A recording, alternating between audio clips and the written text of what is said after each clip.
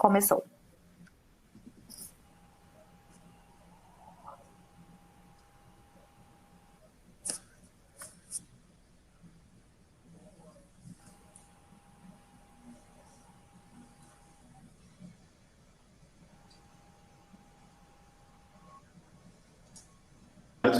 Meu nome é Plínio Nastari, eu quero dar as boas-vindas a todos, da nossa querida Sueli Bonaparte, presidente e chairwoman do Brasil Florida Business Council. Nosso webinar, efetivamente, daqui a 3 minutos. Vamos aguardar mais para todos antes fazerem a conexão e a gente já vai dar início ao nosso webinar sobre impactos do Covid no agronegócio. Muito bem-vindos. Até breve.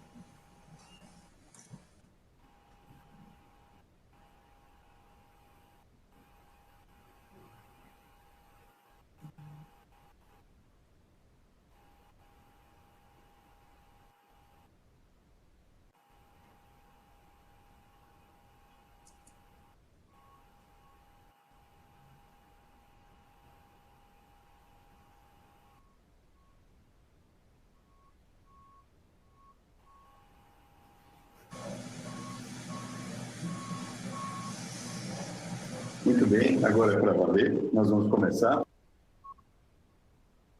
Em nome de Sueli Bonaparte, presidente e chairwoman do Brasil Florida Business Council, damos as boas-vindas a todos os participantes desse webinar, que vai tratar dos impactos da Covid no agronegócio em geral. A pandemia global trouxe um grande impacto em vários setores da economia, mas a produção de alimentos e energia a partir do agro fica ainda mais estratégica nesses tempos de pandemia, pois é fundamental, o que significa que medidas de isolamento e contenção da infestação do vírus dadas em vários setores. A volatilidade do câmbio dos mercados globais de energia e alimentos também trouxe desafios e oportunidades. O agronegócio do Brasil, como um de alimentos, teve que se adaptar e superar esses desafios. Para tratar desse tema tão relevante, esse webinar conta com a presença de 3 ilustres palestrantes, que cumprimentamos aqui e damos as vindas. Maurício Moraes, sócio e líder do setor de agribusiness da PwC. Boa tarde, Maurício. Boa tarde, Plínio. Tudo bem? Boa tarde a todos. Tudo bem. Luiz Henrique Guimarães, CEO ex-CEO da Raízen, que é a parceria entre Cosan e Shell. A Cosan, atividades diversificadas ligadas à produção de açúcar, etanol, bioeletricidade e biogás, distribuição de combustíveis através da Raízen, de através da Comgás e serviços de logística através da Rumo Logística. Boa tarde, Luiz Henrique. Boa tarde, Plínio. Prazer estar contigo aqui. Obrigado. E também Ana Malvestil, sócia e responsável pelo US Brasil.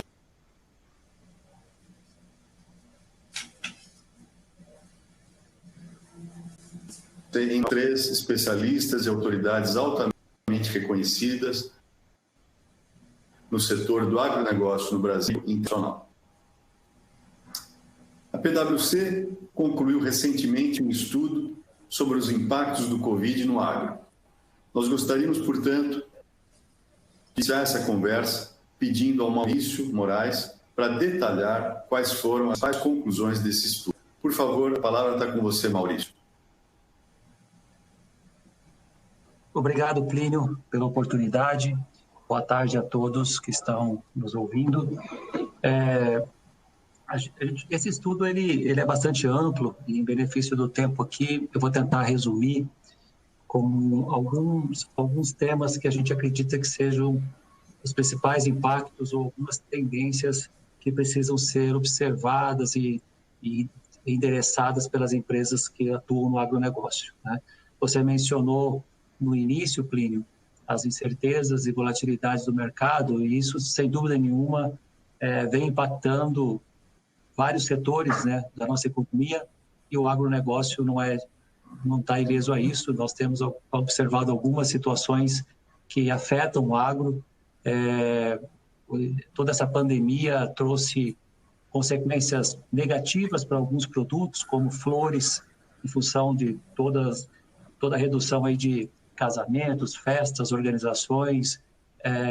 Então, esse setor foi bastante afetado. Etanol, a redução da circulação de veículos e também redução de preços internacionais do petróleo fizeram com que o preço do etanol tivesse um forte impacto, né? Então, é um produto bastante afetado nesse momento.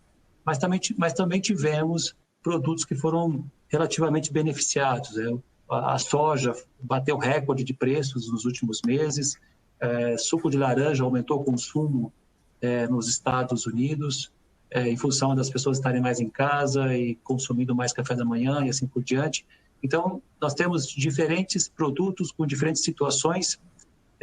A volatilidade da taxa cambial, ela traz um desafio bastante grande para as empresas, porque existe alguns produtos que são importados, afetados por variação cambial, e o momento em que eu trago os produtos para fazer o plantio, fazer tratos, é diferente do momento onde eu exporto os produtos. Então, há um forte impacto nas estratégias das empresas, como lidar com esse possível descasamento de moedas que tem tido, né, uma volatilidade bastante grande nos últimos meses. Nesse estudo também, a gente acredita que há uma tendência, né, de que o consumidor vai estar mais atento para a procedência dos produtos. A rastreabilidade será fundamental para permitir a identificação de produtos em risco ou gerenciamento de lotes e assim por diante. Esse consumidor, a tendência é que ele se preocupe mais com a procedência dos produtos. E isso é algo que as empresas precisam estar atentas para esse novo olhar do consumidor na procedência dos produtos. Esse mesmo consumidor mudou bastante seus hábitos, né? De ir a restaurante ou food services, passaram a consumir produtos em casa. E isso mudou e trouxe impactos na logística, na cadeia de suprimentos. Haverá mudança de canais de vendas para endereçar essa mudança do comportamento do consumidor. Também, a gente acredita que, com o desemprego em função da economia mundial tendo retração e também com a perda de renda, é possível que os consumidores passem a tentar buscar alimentos alternativos mais baratos. E aí isso pode também trazer mudança no mix de consumo e, obviamente, empresas poderão ter que rever sua estratégia de produção. Um outro impacto forte que foi mapeado nesse estudo é a questão de como tratar e como monitorar parceiros e fornecedores, porque às vezes a produção do agronegócio não parou, o agro continua plantando, colhendo e assim por diante, porém é importante estar mapeando os parceiros, os fornecedores estratégicos, porque esses podem ter algum impacto na sua produção, no seu fornecimento e obviamente, trazer esses impactos para dentro da produção, né, para dentro da porteira. Então, fontes alternativas de suprimentos precisarão ser identificadas e desenvolvidas para as empresas para não correr o risco de, eventualmente, precisar parar uma produção por falta de um fornecedor, por causa de um fornecedor estratégico. Toda a questão de mão de obra é outro impacto relativamente grande trazido pela Covid. A gente já vinha vivenciando uma mudança do contexto da qualificação das pessoas nas empresas, mas essa pandemia acabou acelerando um pouco a necessidade de novas tecnologias, diferentes maneiras de se trabalhar à distância, no isolamento, com as famílias em casa, e isso traz riscos, seja de segurança da informação, segurança cibernética. Isso também traz uma necessidade que as empresas tenham que investir mais no upskilling da força de trabalho para que ela possa se adaptar a essas novas tecnologias, esse novo formato de trabalho. E, por último, todo o processo de comunicação, né? Muitas empresas do agro estão localizadas, às vezes, em comunidades que dependem da empresa. A grande maioria das pessoas trabalham naquela empresa e, obviamente, há uma tensão da sociedade que está em volta às empresas do agro. O que vai acontecer, o que pode acontecer com perda de emprego, o que eventualmente pode trazer de consequência com todo esse contexto. Portanto, a comunicação da empresa com tanto interna quanto externa, tanto com os stakeholders quanto com a sociedade, ela é muito importante para fazer a gestão de tudo isso e poder trazer uma melhor informação para todos os entes e, obviamente, preservar a sua imagem e a sua marca. Então, rapidamente, de forma muito resumida, Plínio, são esses os principais impactos que a gente mapeou nesse estudo.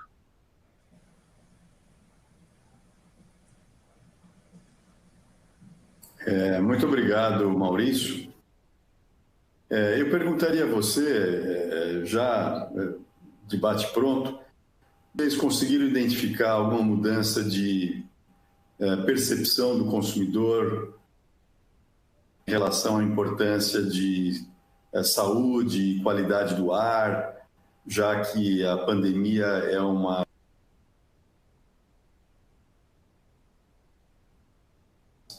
E também em relação à mobilidade. A gente está caminhando para uma tendência de carros autônomos, veículos compartilhados, aplicativos de transporte. Essa questão de isolamento afetou a questão de mobilidade, a interessar em usar o veículo individual?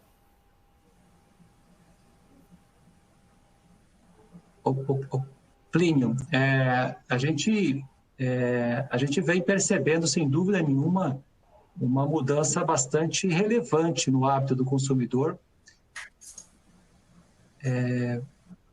E essa mudança ela vai afetar muitas situações que normalmente tinham um comportamento do consumidor e nós vamos assistir um novo comportamento, né?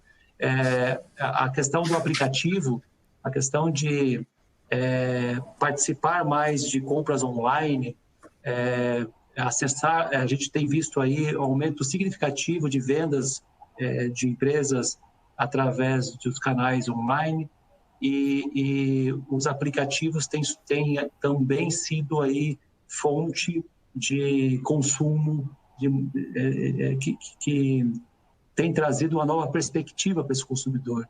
E o que os estudos mostram é que, uma vez que o consumidor começa a experimentar mais e mais e perceber a segurança que está por trás de tudo isso, obviamente que isso traz uma comodidade maior, isso traz, eventualmente, até uma redução da necessidade de investimento. Quando você fala de veículos alternativos, a questão de dividir o veículo para mobilidade urbana, todas essas ideias que a gente ouviu bastante, eu acho que isso vai incentivar cada vez mais que isso se torne uma realidade. A gente já percebe isso nas grandes capitais, mas ainda tem muita coisa para evoluir, e, na minha visão, isso vai evoluir naturalmente com toda essa experiência que o consumidor está vivenciando e com essa maturidade que isso está acontecendo. Então, muitos consumidores tinham certos receios de fazer compras online, de como é que isso ia chegar e tal. Eu acho que tudo isso está fazendo com que certos receios sejam superados e, obviamente, levam o consumidor a seguir essas tendências que estão sendo colocadas.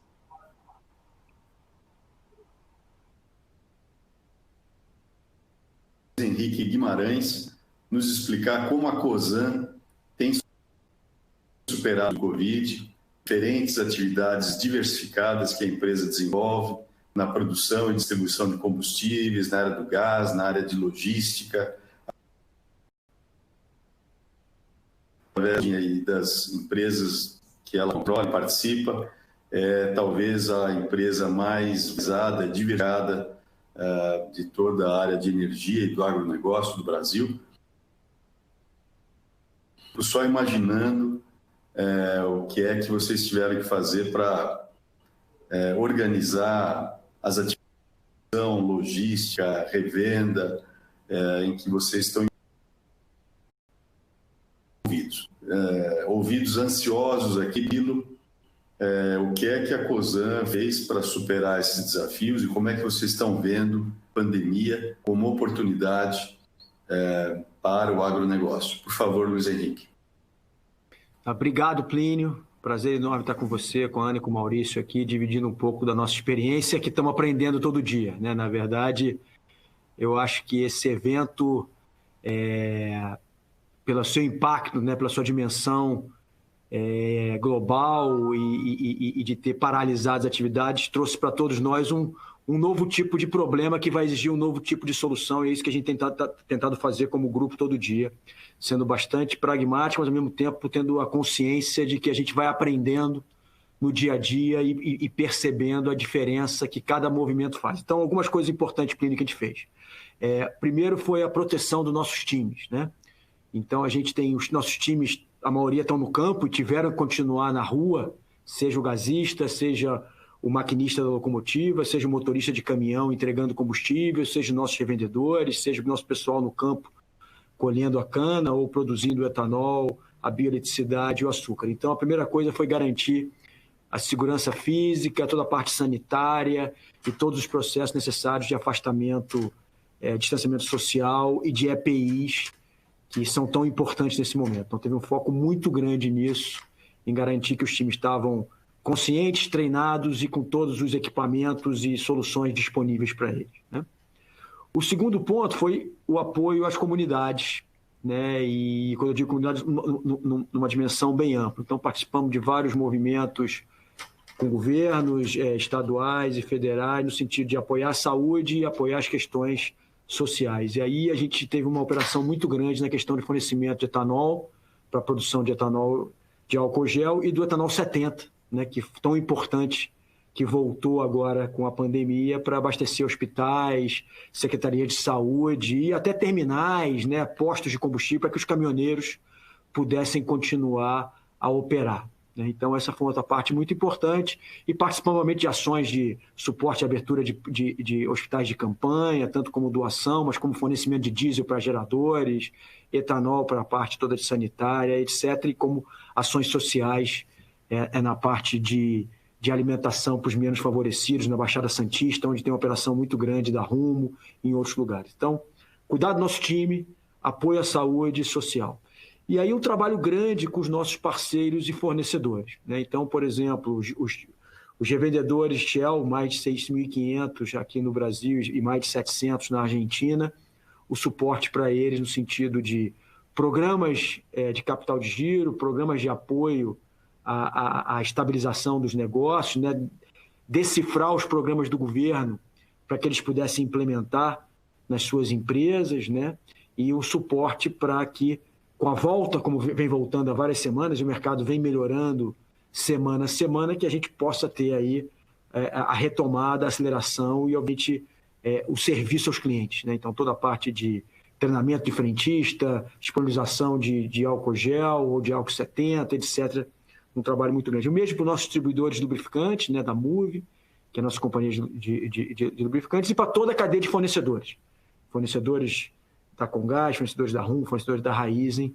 Então, um trabalho muito grande nessa área para garantir que o nosso time estendido estaria aqui, né, financeiramente saudável, com capacidade não só de sobreviver essas primeiras semanas e meses, mas está pronto para a arrancada e para a volta na retomada a partir de que os mercados começarem a abrir, como começaram a abrir nas últimas semanas aí.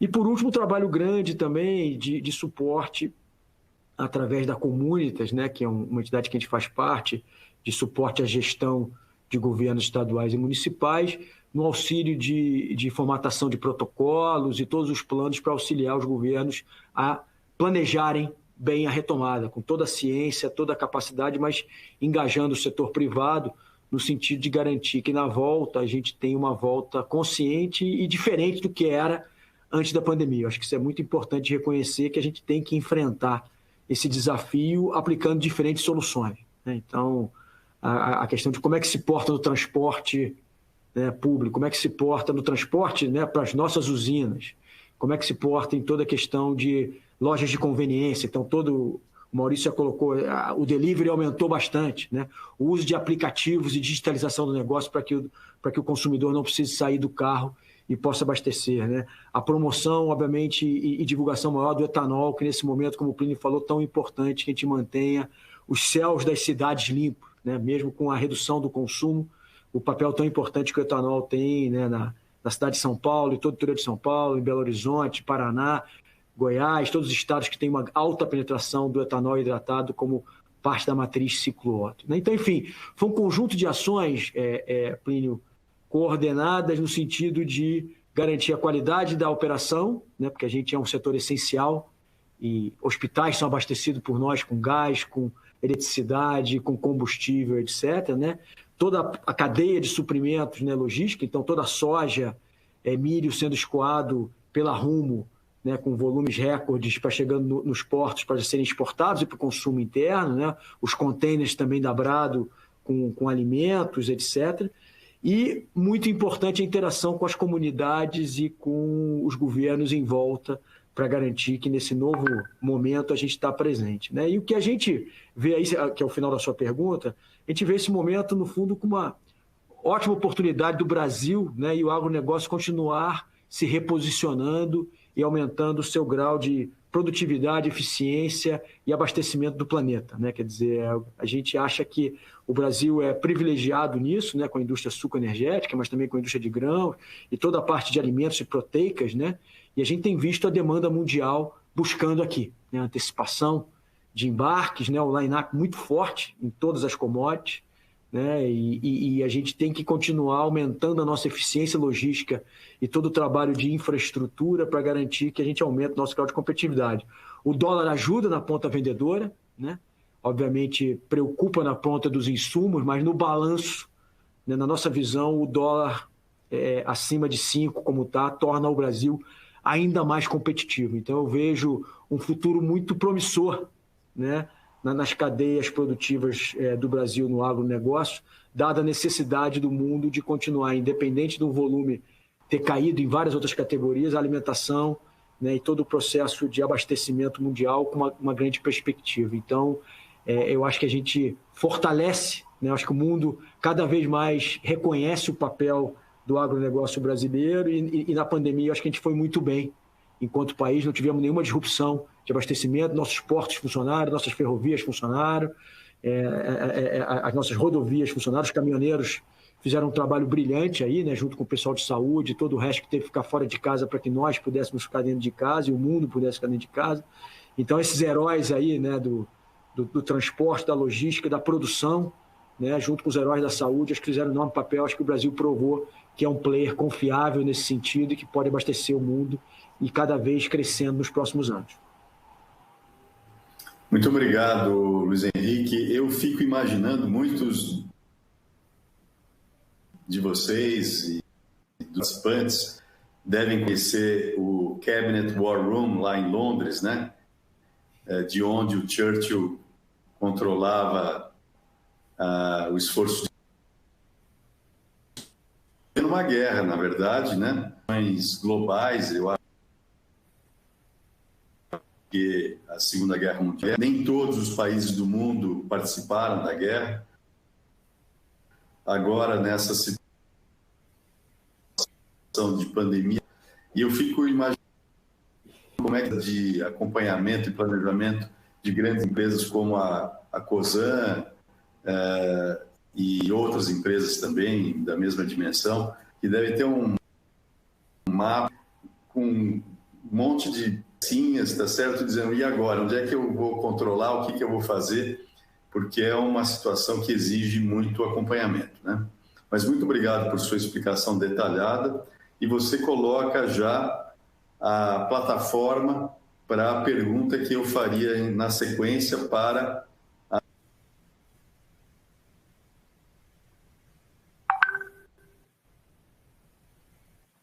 aonde deve evoluir o agronegócio de agora em diante e se houve oportunidades de precificação em diferentes setores, soja, milho, açúcar, etanol, carnes, algodão, em função dessa volatilidade do mercado de câmbio e de commodities, e ver como é que você está vendo isso na sua visão de especialista, com uma visão aí de águia por cima do que está acontecendo em relação a isso tudo. Então, Ana, por favor. Plínio, boa tarde. Inicialmente, gostaria de, em nome da Sueli Bonaparte, cumprimentar todos os membros e participantes desse evento. Também gostaria de registrar que é um prazer estar aqui com você, meu mestre e amigo. Também é um prazer dividir esse painel com o Maurício, meu sócio da Price de longa caminhada, e o Luiz Henrique, que é um profissional que eu tenho enorme admiração. Antes de responder a sua pergunta, Plínio, eu acho que é importante a gente contextualizar, e acho que isso vem sendo dito, a gente não tem precedentes, né, do que a gente tem vivido. Mas com o meu otimismo crônico, eu olho para o agronegócio e fico muito tranquila. E isso porque eu lembro, desde 1990, quando eu entrei na Price Ribeirão Preto para atender clientes do agronegócio, eu pensava o seguinte, isso aqui deve dar certo, porque comida e água são fatores que trazem a paz. Se eu tiver paz, eu estou bem posicionada. Então, eu acho que esse é um setor interessante para eu me dedicar. E foi aí que a minha paixão começou. E aí, quando eu olho para o agronegócio brasileiro, como acabou de ser dito pelo Maurício e pelo Luiz, nós realmente não tivemos disrupção, né?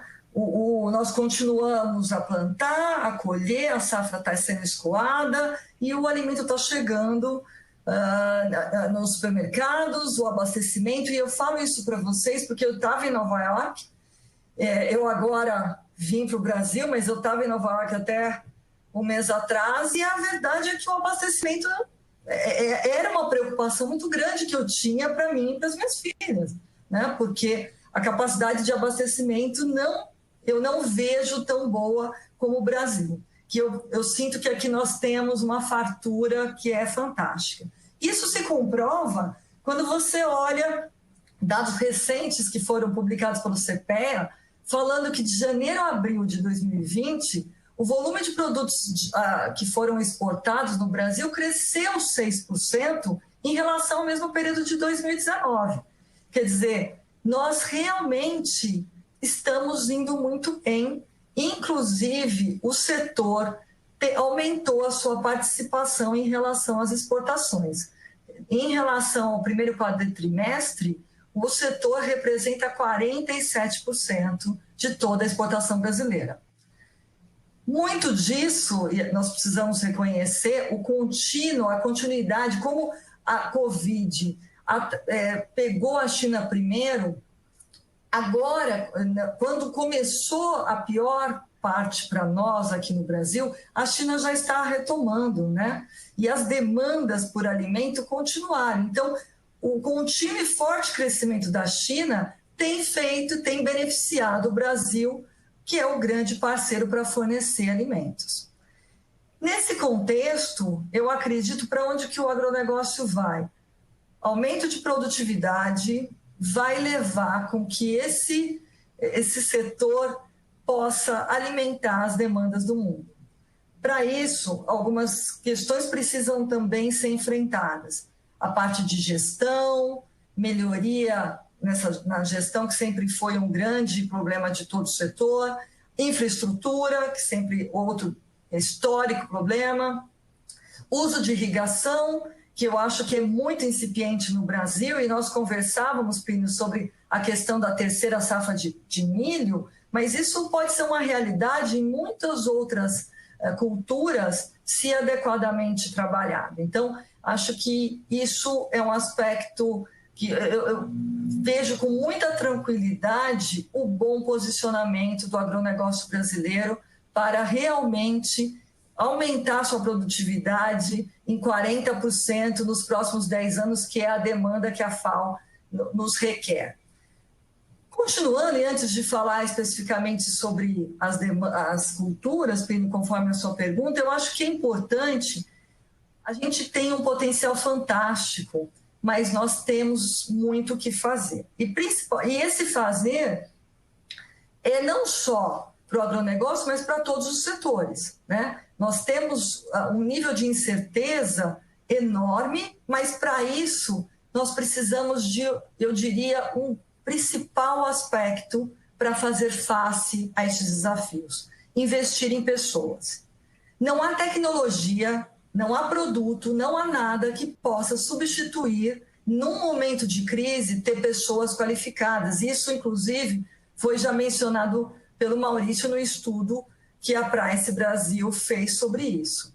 E eu acho que esse é algo que o agronegócio está devendo ao longo dos períodos. Não que não investiu fortemente em segurança, em EPIs, eu acho que o Brasil evoluiu muito, mas efetivamente em relação à gestão de pessoas e colocando as pessoas como centro de um processo produtivo, que eu estava bastante pautada em produtividade, na operação, eu acho que a Covid-19 vai requerer uma mudança de foco, porque nós vamos precisar, todo mundo está diante de situações de redução de receitas e necessidade de eficiência, redução de custos. Como fazer isso? Eu preciso de pessoas. Não há tecnologia, não há digitalização possível para fazer face a essa demanda. Eu preciso ter pessoas que, estejam trabalhando na gestão da crise e outras olhando para o futuro. Como incrementar as minhas receitas? O que fazer para gerar mais resultado? Então, foco e colocar as pessoas no centro da estratégia, eu acho que é o que precisa ser feito, o agronegócio precisa como foco. Adicionalmente, outras questões que estão sendo feitas por todos os setores. Gestão de caixa, não é novidade, o aspecto de caixa é muito peculiar para o agronegócio e precisa ser tratado. A gestão financeira com precificação, com um RED adequado, e acredito, Plínio, que isso que foi feito pela maioria das culturas.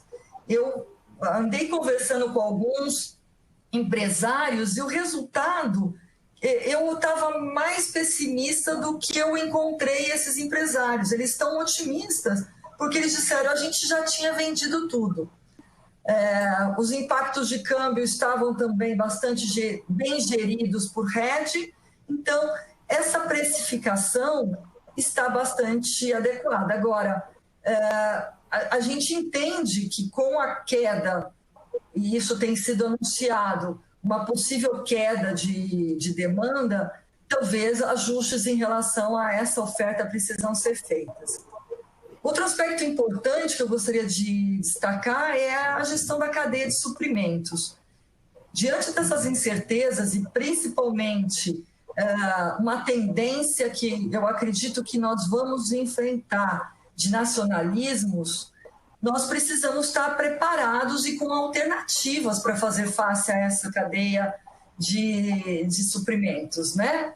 Então, ter alternativas de fornecimento é muito importante. Alinhado a isso, a garantia de procedência e qualidade de produtos é algo que já vinha, é uma discussão que eu acho que a gente já até discutiu em outros fóruns, Plínio, Maurício, Luiz, mas eu acho que o Covid-19 acelera a necessidade de um foco no aspecto de segurança alimentar.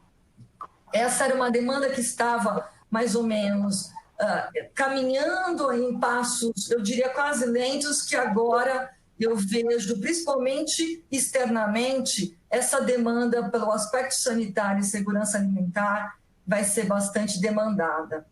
Nesse mesmo aspecto, a questão da sustentabilidade, que a gente poderia falar muito aqui, mas o Brasil se vende muito mal. Nós temos uma adequação em relação à nossa forma de exercício do agronegócio, que é espetacular, mas, infelizmente, o que é dito nos jornais e o que é propagado é só que a gente aumenta o desmatamento na Amazônia de maneiras absurdas, que nós sabemos que também é verdade, mas não é só isso. Então, adequada comunicação e transparência de tudo que o agronegócio vem é algo bastante importante. E, Plínio, eu poderia falar bastante aqui, mas eu acabei não controlando o meu tempo. Eu acho que o aspecto último que eu gostaria de destacar é o seguinte: a última grande epidemia que nós tivemos foi em 2003, a SARS, né? Que infectou, eu tenho um número de 8.000 pessoas em 9 meses. Essa foi a grande disrupção que tivemos com uma epidemia. Quer dizer, a Covid-19, ela quebra qualquer perspectiva, então tudo é muito novo, e para isso que eu, de novo, ressalto a importância de ter pessoas analisando, entendendo, flexíveis e atentas para poder fazer face a algo que sequer nós sabemos muito bem. Os níveis de certeza são extremos e temos que estar preparados. Paro por aqui, primeiro. Muito obrigado, Ana. Excelente análise também. Eu quero estimular, inclusive, os participantes desse webinar a enviarem as suas perguntas através da ferramenta de chat. Nós já estamos recebendo algumas perguntas e em breve a gente já vai repassá-las aos nossos palestrantes, mas, por favor, vão preparando e enviando as suas perguntas para que a gente possa alimentar essa discussão. Nesse ínterim, eu tenho algumas indagações aqui para os nossos ilustres palestrantes. A primeira pergunta eu queria fazer para o Maurício. Maurício, a pergunta é: está aumentando a preocupação com governança e controles nas empresas do agro? E qual a importância da intensificação dessas ações na medida em que o agro do Brasil cresce como fornecedor global de diferentes cadeias, embora ainda com uma grande concentração para alguns destinos, mas exatamente para começar a aliviar essa concentração, qual a importância de governança e controles no agro e como é que o agro está se comportando nessa direção? Você poderia dar uma visão para nós sobre isso, por favor? Posso sim, Plínio. Acho que, sendo bem objetivo para responder a tua pergunta, estamos sim vivenciando o aumento da preocupação com governança e controles no agro, seja de empresas que querem implementar essas ações de maneira mais estruturada, seja também de empresas que já possuem uma certa governança, mas que quer continuar aprimorando nos níveis aí requeridos, por exemplo, pelo novo mercado e assim por diante. É só bom lembrar que governança e controles não podem ser vistos como burocracias, né? Mas sim como um conjunto de processos, políticas que regulam a maneira, né, de uma empresa, de como ela é administrada, gerida, e também ela procura disciplinar as relações entre os atores, os chamados stakeholders, e definir o objetivo pelos quais as empresas se orientam. Portanto, nesse momento que nós estamos vivendo de muitas incertezas, de crise, eu acho que a governança é fundamental para que haja realmente todo esse embasamento que eu acabei de falar, de definição de objetivos, relacionamento dos stakeholders, traçar controles efetivos, buscar ter informações precisas, e aí os controles são muito importantes, proteção da empresa contra ataques. Então, tem uma série de ações que as empresas estão fazendo que já vinha sendo feito, mas que agora eu acho que é uma oportunidade para intensificar. E a gente vem vivenciando um crescimento da maturidade da governança nas empresas. A governança é um processo contínuo e ela começa em algum momento, mas ela vai produzindo resultados ao longo da prática da governança, né? Então, respondendo assim de novo a sua pergunta, estamos sim participando de alguns processos, discutindo com nossos clientes, vivenciando o aumento de preocupação com governança e controles no agro, e eu acredito que isso vai acelerar ainda mais depois de tudo isso. É notório que a governança estruturada ajuda a disciplinar, a monitorar todo o ambiente da companhia, e, na minha visão, ela contribui muito para a longevidade das empresas. Portanto, esse é um momento fundamental para que as empresas que ainda não estão preocupadas passem a se preocupar e passem a tratar esse tema com toda a urgência que precisa. Muito obrigado, Maurício. Nós estamos recebendo algumas perguntas excelentes aqui dos participantes. Eu quero estimular outros a também enviarem suas perguntas. Eu acho que nós estamos com um público muito qualificado aqui. Eu tenho uma pergunta aqui para o Luiz Henrique, bem específica. De certa forma, eu já fiz uma pergunta parecida para o Maurício, mas eu queria retomar esse assunto, que é sobre mobilidade. A mobilidade vai mudar após a pandemia, Luiz Henrique? As preocupações com saúde, qualidade do ar, podem gerar uma onda de valorização para biocombustíveis e tecnologias limpas com maior eficiência energética. A gente está vendo uma grande expansão de produção de etanol de milho no Centro-Oeste, em Mato Grosso, onde a conversão do milho em etanol já deve representar perto de 30% da oferta de milho. Então, Mato Grosso virando um Iowa nesse sentido, de agregação de valor, né, sobre o grão. Mas será que vai ter demanda para todo esse combustível, esse biocombustível? E os consumidores vão valorizar essa produção de energia limpa? Queria ouvi-lo sobre isso. Não, obrigado, Plínio. Assim, eu acho que ainda é muito cedo para fazer grandes prognósticos, né? Como eu falei no começo, estamos todo mundo aprendendo como é que vai ser o comportamento, estamos acompanhando bastante o que está acontecendo na China e nos outros países para entender o padrão de demanda, né? A gente tem visto aí dados importantes na China de um aumento do uso de veículos individuais, né? Vendas de veículos, na verdade, até acelerando nas últimas semanas.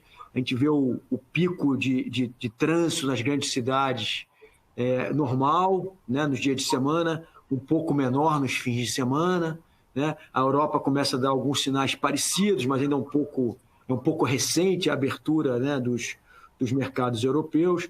Então, assim, Plínio, a gente acho que num primeiro momento certamente vai ter um uso maior, né, de veículos individuais e uma redução dos transportes públicos, né, coletivos, onde é possível e onde as pessoas têm essa capacidade, né, tanto de existência de recursos físicos quanto de recursos financeiros, o que, obviamente, vai impulsionar, a gente acha, aí uma retomada mais rápida do ciclo Otto, né, que foi o que sofreu mais, né, a queda inicial do consumo foi maior na gasolina e etanol do que foi no diesel, onde as cadeias de suprimento continuaram a funcionar, mas a gente tem visto os números fora do Brasil, nos mercados estão mais adiantados na volta, né?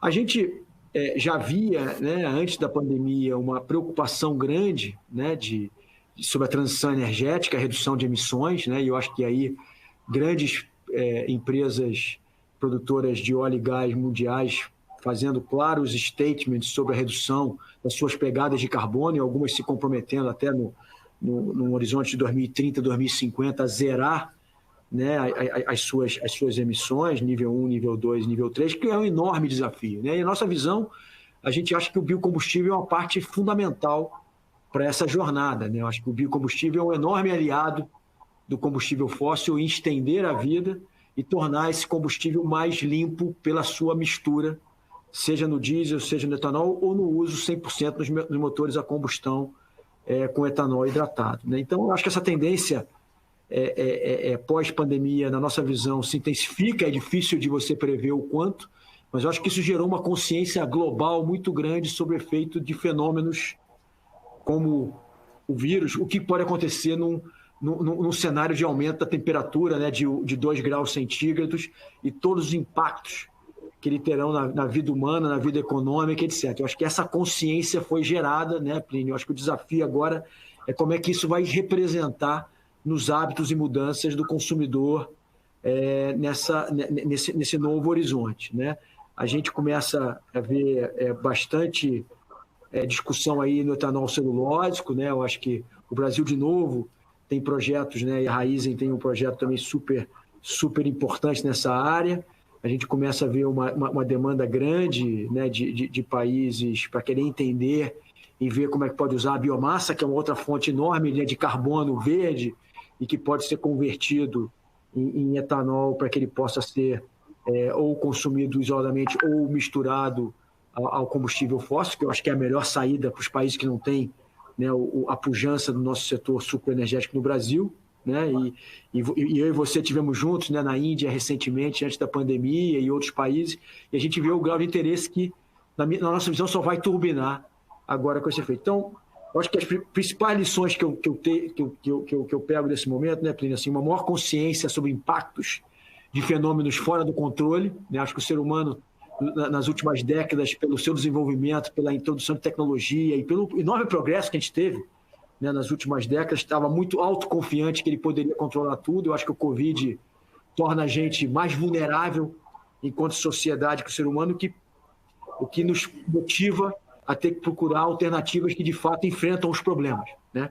E a gente sabe, acho que todo mundo concorda, que tem um problema sério de emissões e que a gente precisa enfrentar ele com muito pragmatismo, economicidade e com as tecnologias e infraestruturas existentes, né? E eu acho que o Brasil, de novo, pode liderar essa revolução mundial, porque estamos preparados com o exemplo de um país que tem 40 mil postos de abastecimento para etanol ou para hidrogênio no futuro, na forma de etanol, né?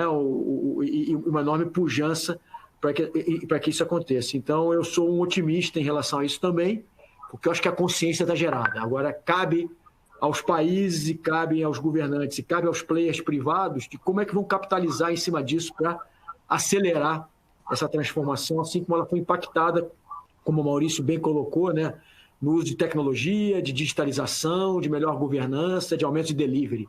Eu acho que a próxima onda, se bem explorada, pode ser a onda de você melhorar a pegada de carbono através do uso de biocombustível combinado com combustível fóssil, que está numa época ótima, porque como os preços caíram, né, do combustível fóssil, entrada de mecanismos de carbono, de reconhecimento de externalidades do biocombustível ficou mais fácil ainda. Quando o preço era muito alto, isso ficava mais difícil, né, para você ter impactos e aumentos relativos a reconhecimento da externalidade. E o Brasil, de novo, vai dar um grande exemplo com o rollout do RenovaBio agora, em 2020, a sua continuidade também sendo pioneiro no instrumento de mercado que reconhece as externalidades dos combustíveis mais limpos. É verdade. Parabéns pelo apoio da Cosan e da Raízen à implantação do RenovaBio. Quero até registrar que na última sexta-feira foi feita a primeira aquisição de CBIOs da história, primeiros créditos de descarbonização, comprados pela Datagro, pela nossa empresa, 100 CBIOs ao preço de R$50 por tonelada de carbono, através da escrituração do Banco Santander, comprados pela Trading Sucden, através da Trading Sucden, pela Datagro. E estão surgindo tecnologias, né, Luiz Henrique, automotivas que valorizam essa alta eficiência energética do etanol e baixa pegada de carbono, não só o híbrido em paralelo da Toyota, mas também agora o híbrido em série da Nissan, que foi lançado agora, mês passado, na Tailândia, deve ser lançado no Brasil ano que vem. Todas as tecnologias de eletrificação, mas que usam combustíveis líquidos de alta densidade e baixa pegada de carbono, como é o caso do etanol e das misturas de combustíveis fósseis com combustíveis biocombustíveis, né? Muito bem, muito obrigado. Ana, rapidamente, uma pergunta aqui para você dar uma matada. É o seguinte, você acredita que vai continuar havendo expansão da área agrícola no Brasil? A gente viu soja aí a R$120 a tonelada em Paranaguá, milho a R$51 por saca em Campinas. Isso aí não deve estimular a expansão, aliado à intensificação da pecuária? O que você vê rapidamente sobre isso? Sim, rapidamente o que eu vejo é que o agronegócio vai expandir, sim, com absoluta certeza. E eu gostaria de dar alguns números, porque eu sei que tem muitas pessoas dos Estados Unidos nos assistindo. O Brasil tem 850 milhões de hectares. 560 milhões de hectares são vegetação nativa, né? A despeito de tudo que se divulga, é verdade, do desmatamento, mas nós temos um número significativo baseado em regras. Nós temos um código florestal que está sendo cumprido. 64 milhões, que é apenas 7,6% do território nacional, está sendo utilizado para agricultura. Lembrando que países como a Europa têm um range de 45% a 65%, os Estados Unidos 18%, a Índia 60% do território dedicado à agricultura. Então, nós temos uma capacidade de crescimento espetacular. E vamos fazer isso com o uso de tecnologia, com o aumento de produtividade, Plínio. Que nós podemos fazer isso com o uso da tecnologia que nós temos, a Embrapa, ao longo desses anos, fazendo um trabalho fantástico, as empresas com toda a dedicação de recursos para o desenvolvimento, como a Cosan faz, o etanol celulósico, como o Luiz acabou de mencionar. O que agora nós precisamos, de fato, ter uma comunicação mais clara e estratégica.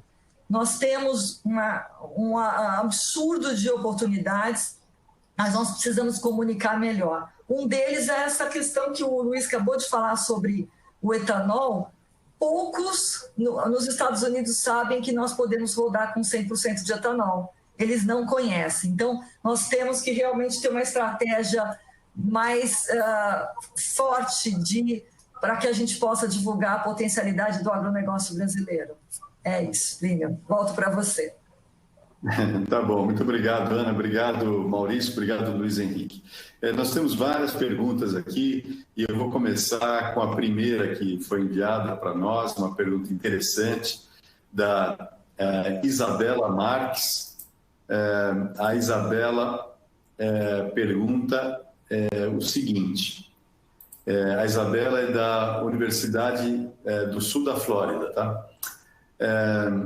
Luiz Henrique, muitos países fecharam suas barreiras para pessoas que tenham passado 14 dias ou mais no Brasil, por conta do aumento gritante dos casos de Covid. A exportação brasileira foi impactada também? Essa é uma pergunta para o Luiz Henrique. Não, obrigado pela pergunta, mas não foi, né? E tem tudo funcionando normalmente, e os fluxos internos e externos funcionando normalmente. Ok, muito obrigado. Uma segunda pergunta aqui do Rodrigo Baraúna, da Lages Logística. Ele pergunta o seguinte, o Arco Norte poderá manter-se exportando soja para a China ou isso é um fato isolado por conta da pandemia? Então, Rodrigo, Grupo Simões, eu acho que a gente pode mandar essa pergunta aqui para o Maurício. Oi, Plínio. Eu acredito que sim, que a China é um parceiro comercial nosso que ganha cada vez mais representatividade e a tendência é que vai continuar sendo muito importante para as nossas exportações. Então, eu acredito que sim, que a gente não é uma questão só de pandemia, eu acho que isso melhorou, aumentou nossas exportações, mas é uma tendência de a gente continuar ainda exportando muito para a China. E se me permite, a inauguração do último trecho pavimentado do BR-163 também liberou todo aquele transporte do norte do Mato Grosso para Santarém, para Belém, então reduziu o frete rodoviário que dá acesso a esses portos, inclusive Miritituba, em 25%. Então, isso fortalece realmente aquela rota pelo norte e também tudo que está sendo feito com a expansão ferroviária. Então, isso se consolida. Nós tivemos aí o primeiro navio de cabotagem levando etanol de milho do norte do Mato Grosso para fazer cabotagem no nordeste do Brasil através do porto de Belém. Então, uma nova realidade surge aí no Arco Norte. Uma outra pergunta aqui do Marcelo Frari, da Todman. A pergunta é a seguinte: como fazermos para agregar valor no médio e longo prazo à nossa produção e gerarmos vantagem comparativa? Essa aqui vai para a Ana Malvestio. Então, como fazermos para agregar valor no médio e longo prazo e gerarmos vantagens comparativas, visto que perdemos oportunidades naquilo que fazemos bem. Em outras áreas, estamos cada vez mais distantes das nações mais desenvolvidas. Ana. Plínio, bom, primeiramente eu agradeço a pergunta e eu acho que ela é espetacular, especialmente porque ela traz um aspecto que eu venho falando quase toda a minha carreira, né? A necessidade de gestão, né? Porque a gente pode ficar reclamando que nós não temos infraestrutura, que a gente tem um gargalo tantos em portos, que dificulta a nossa captura de valor, mas eu acho que temos que trabalhar paralelamente, olhar para dentro, que como gestores nós podemos fazer para poder adequar e capturar mais valor. Então, gestão é a palavra-chave, gestão de caixa, gestão financeira, gestão de cadeia de fornecedores, gestão de clientes.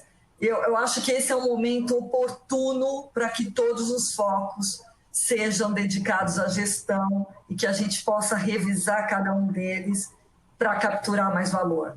Essa é a minha visão, Plínio. Muito obrigado. Uma outra pergunta aqui do Oscar Gaia, e eu gostaria de passar essa pergunta para o Luiz Henrique. Os investimentos nas cadeias de suprimentos levaram ao aumento de fusões e aquisições ainda em 2020 ou será maior em 2021? Acho que todo movimento de crise, como a gente está vivendo, né, e uma crise que é uma crise de demanda e de oferta, dependendo da categoria que você está trabalhando, ela obviamente gera normalmente consolidações, né? Então, poucos movimentos, né, ainda aconteceram, até porque está todo mundo focado, né, na atividade da crise, né, e na gestão da crise, como a Ana e o Maurício colocaram muito bem, e o Plínio como é que a gente mexe nesse tabuleiro grande, nesse grande centro de coordenação, né, das empresas, preservando caixa, garantindo o atendimento, a preservação da vida dos nossos funcionários e dos nossos parceiros da saúde financeira, etc. Acho que, sem dúvida, vão acontecer. Acho que ele vai ser muito variado dependendo do setor, né, e os setores mais afetados, financeiramente mais frágeis, certamente isso vai acelerar. Setores que estão indo muito bem e que foram menos afetados pela crise, seria no ritmo normal do que estava acontecendo antes da pandemia.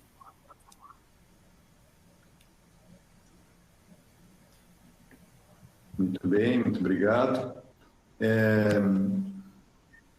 Tem uma outra pergunta aqui, do Marcelo Martins de Sá.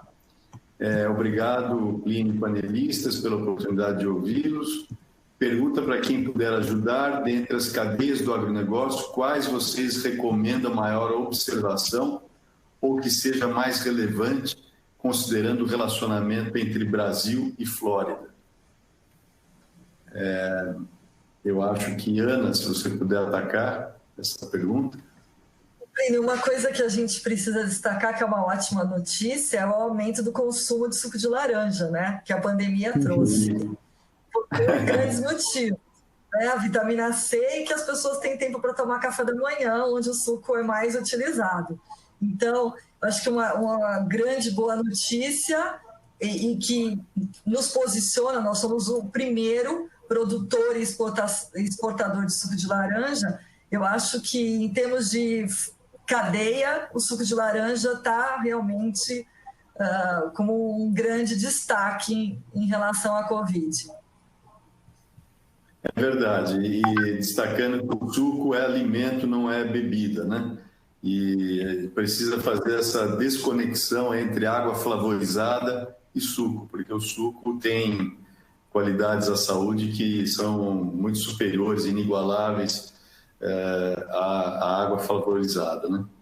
Muito bem, eu acho que nós já cumprimos o nosso tempo aqui. Há algumas manifestações aqui muito simpáticas que eu gostaria de transmitir aqui aos nossos panelistas. O Abner Ferreira, da PwC, cumprimenta a todos e agradece pelo nível dos palestrantes. Saudações aí também do André Passoni, da usina Ferrari. Nossa, estão chegando outras perguntas aqui agora, de última hora. Acho que a gente pode depois mandar por e-mail, talvez, Plínio. E a gente vai mandar as perguntas aqui para cada um dos panelistas, eles irão responder. Eu quero agradecer muito a generosidade dos nossos panelistas, a atenção com que eles responderam ao convite da Sueli Bonaparte para participar desse webinar, cumprimentar a Sueli e todos os membros do Brasil Florida Business Council, e realmente agradecer Maurício Moraes, Luiz Henrique Guimarães e Ana Paula Malvestil pela aula que vocês deram aqui hoje. Obrigado e ficamos em contato. Espero que a gente tenha outras oportunidades de compartilhar esse diálogo. Muito obrigado. Abraço, obrigado. Se vocês quiserem dar a última palavra. Plínio, obrigado. Agradeço aí a todos vocês e sucesso aí. Muito obrigado, Luiz Henrique. Obrigada a todos. Foi um prazer. Plínio, nosso mestre, muito obrigada. Prazer dividir esse painel com você. Um abraço. Obrigado. Obrigado, Maurício. Obrigado, Plínio, Ana, Luiz. Foi um prazer estar com vocês aqui e com todos que participaram dessa oportunidade aqui. Muito obrigado. E obrigado, Sueli Bonaparte. E ficamos em contato. Obrigado a todos. Encerramos, então, o webinar. Um abraço a todos. Obrigado. Obrigado.